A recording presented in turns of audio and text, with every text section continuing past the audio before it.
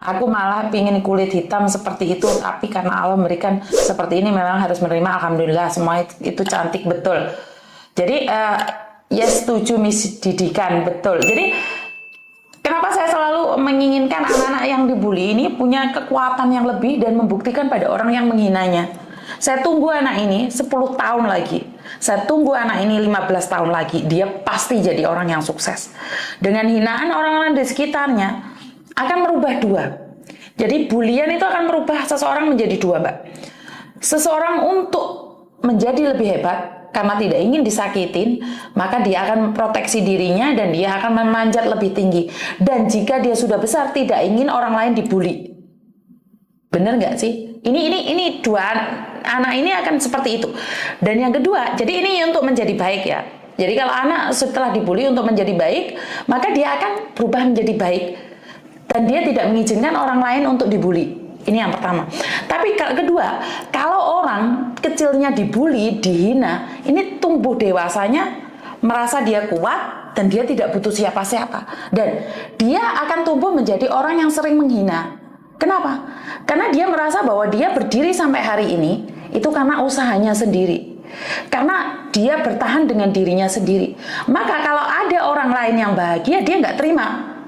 Dia akan menyakitin orang-orang itu. Nah ini hasil dari dua bully itu dua. Yang satunya kalau sudah dewasa dia tidak ingin orang lain dibully, dia akan membantu orang, memproteksi orang agar tidak dibully. Tapi yang satunya akan membiarkan orang lain dibully, bahkan dia akan membuli orang lain. Benar nggak sih? Benar nggak sih saya ngomong kayak gitu?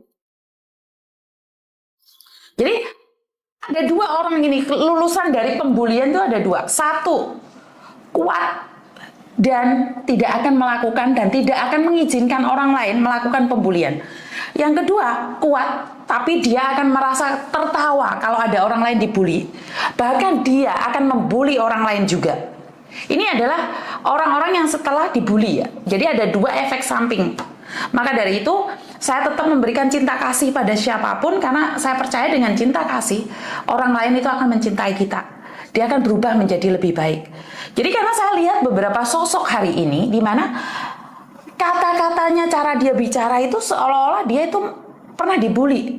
Selalu merasakan kapok rasakno, goblok, tidak berpendidikan. Jadi karena dia mungkin dulunya dibully, karena itu dia punya efek samping seperti itu. Dan dia tuh seneng kalau ada orang melakukan kesalahan diketawain. Jadi kayak menjadi obsesi dia untuk menyakiti orang lain.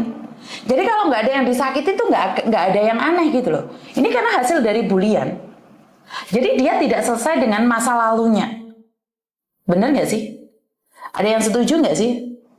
Jadi buat teman-teman yang selama ini pernah dibully, yuk sama-sama bergabung memberikan cinta kasih pada orang lain agar orang lain tuh tidak merasakan sakit saat dibully.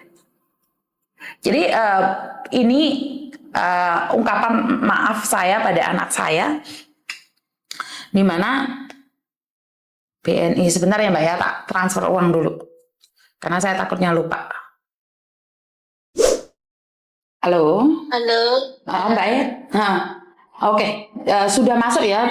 Jangan metu deh ya Mbak ya. Ya ampun Bunda, matur suwun Bunda. Allah. Oke. Semoga Bunda rezekinya semakin banyak.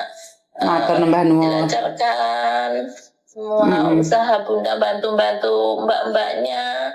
Dan Bunda sehat selalu, dilindungi Allah dimanapun Bunda berada dengan keluarganya. Amin. Kamu kok tahu nomorku, Nduk? Saya lihat dari TikToknya Bunda. Oh, lihat TikTok terus? Terus saya kadang-kadang komen di statusnya Bunda, ngelihat gitu. Kayaknya saya kok sedih gitu. Kayak ada gimana itu mau curhat sama Bunda itu udah lama banget sebenarnya. Tapi saya nggak berani. Tapi sekarang sudah agak lega. Iya Bunda. Kadang dulu itu sampai saya tuh mau telepon Komnas juga sih. Waktu sangat sedih sekali, nggak bisa berbuat apa-apa gitu. Tapi saya juga nggak berani, Bun. Saya cuma nangis saja di rumah. Ya, sambil berdoa gitu. Nggak berani bilang ke siapa-siapa juga. Saya juga nggak berani bilang sama ibu guru karena saya takutnya nanti saya dibilang cerewet. Nanti saya takut juga sih anak saya. Oke. Lah kenapa hari ini kamu nekat telepon aku, sayang? Iya, hari ini saya nekat banget, Bunda, karena kayak nggak ada jalan lain gitu.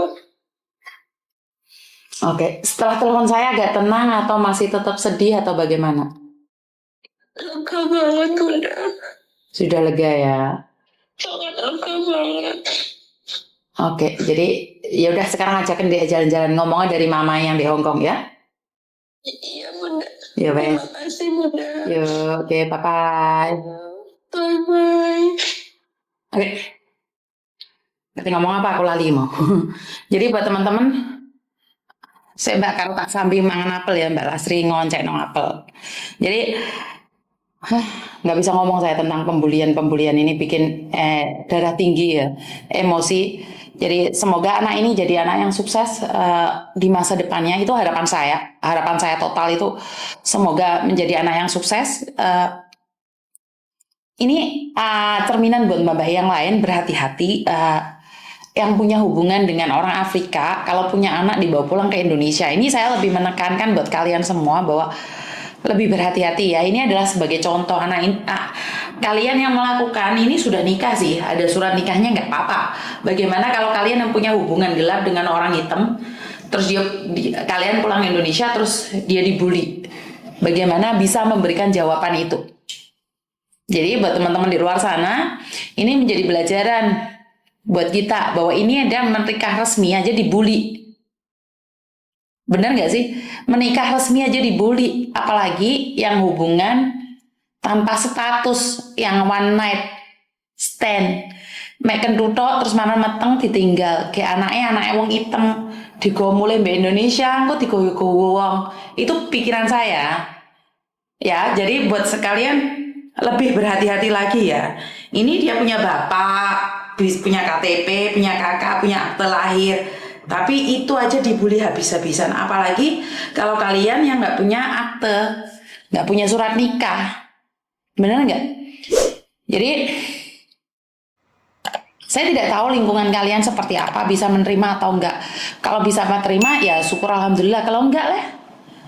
Bener Miss, hati-hati dengan black man, Nepal, Pakistan, India, Cina, ingat ya semuanya ini sebenarnya saya lebih memilih ke semuanya ya. Saya tidak mengatakan satu-satu golongan, jadi sebagai orang Indonesia saya ingin mengatakan semuanya. Jadi itu aja.